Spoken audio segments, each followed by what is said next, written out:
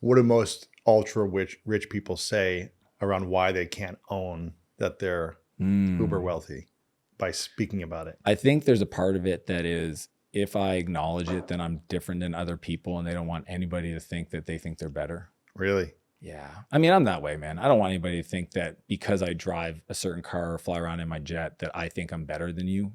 And you're the same way. Like, we don't, right? The reason I don't wear a watch is because I don't like it to get in the way. I appreciate beautiful things in design. Yes. But yeah, I'm definitely, when I first got the McLaren, I was worried that people would treat me different. And guess what? They did. They do. They look at you differently. Dude, I remember the first, it was awesome. I mean, I showed up, I went and did a talk at a rehab center. I'll tell you why.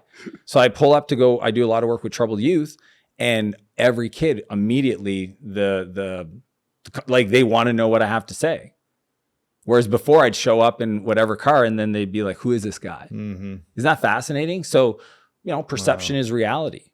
But yeah, people do treat you different. And sometimes if you are comfortable with it, you can use that to fast track conversations. And if you're not okay with it, then it can be a source of a lot of pain. And I think that's the mindset. Who are the wealthiest people that you know that you respect based on how they live their life? And what are the things that they do that you respect the most about them? Yeah, I'm going to say Gary Vee for sure. I just interviewed him yesterday. Yeah. I mean, Gary's... What are the characteristics about the wealthy like Gary that you respect? That he uses his money to create and to help other people. And I would aspire to always be that. And that's what it is. And I think that if you truly, it's like when people say, well, I don't need to be rich. And I'm like, cool, why don't you become rich? And then if you want to do good with it, then you can. Like, why wouldn't you accumulate the resources? If you think somebody else, the government, this other entrepreneur, this CEO isn't going to do right by having that money, go get it. And once you got it, decide what you want to do with it. Right. That's the way I think about it. So when I watch Gary, create his empire and then reinvest it into content and helping other people and running these big events and building companies to inspire entrepreneurship and help, and really like help other people around him become wealthy. I mean, we've seen Gary over the years make concessions for his career for other people. Yeah. I mean, dude, even the fact that he helped build his dad's wine shop. Like most people don't know this. He built it to 60 million. He owned none of it. Yeah. And was paying himself maybe $100K a year. Dude, I don't pay my CEOs $100K a year if they're generating 60 million a year. Right. Dude, that's not how the math works. Sure. So he inspires me just the way he shows up. I think Alex and Layla Hermosi, friends of ours, like they do the same thing. They're very much like, how do I use this to create more? How do I buy back my time? Like, because I really think it's about an experience and a leverage thing. Like, wealth should be an opportunity to live a more fully developed life, right? Like, I think the word empire, subtitle in my book, I believe an empire is a life of unlimited creation you never have to retire from. And I think everybody should want to aspire to do that. Interesting. Right? Just be a creator. That's why I talk a lot about artists and creators in the book. The book's really meant for people that are starting off, because I don't want them to get the wrong headspace for what it means to be successful. And I try to teach them how to value their time, the math behind it, the value of it, the worthiness. And then allow yourself to, if you have a desire to drive a supercar, don't tame it. If you have a desire to own a jet, don't tame it. There's nothing wrong with that.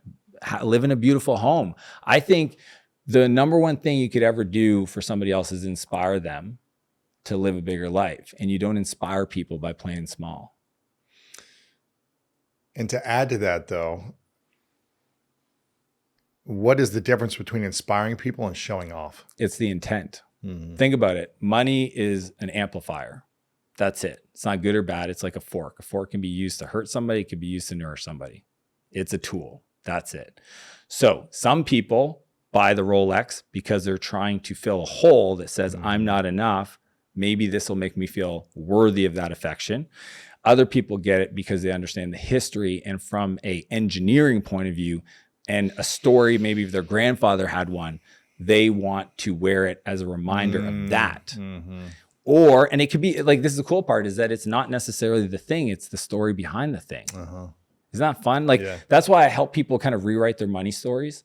Because then if we say, okay, like I had a client, he was worth like, 50 million, and he couldn't bring himself to, he had a car he wanted to get. I think it was It wasn't, it was like the new Corvette. Okay. The C8, brand new rear engine Corvette. And he couldn't bring himself. Okay. Guy's worth 50 million. Car's like 100 and some thousand. And I said, why is that? And his mindset was always about, well, if I do that, then I'm taking away from something else I could help somebody with. And I said, cool. I totally honor that. I appreciate it. I said, but what if you got the car to help inspire other kids that were just like you? Mm-hmm. And I could see the light bulb.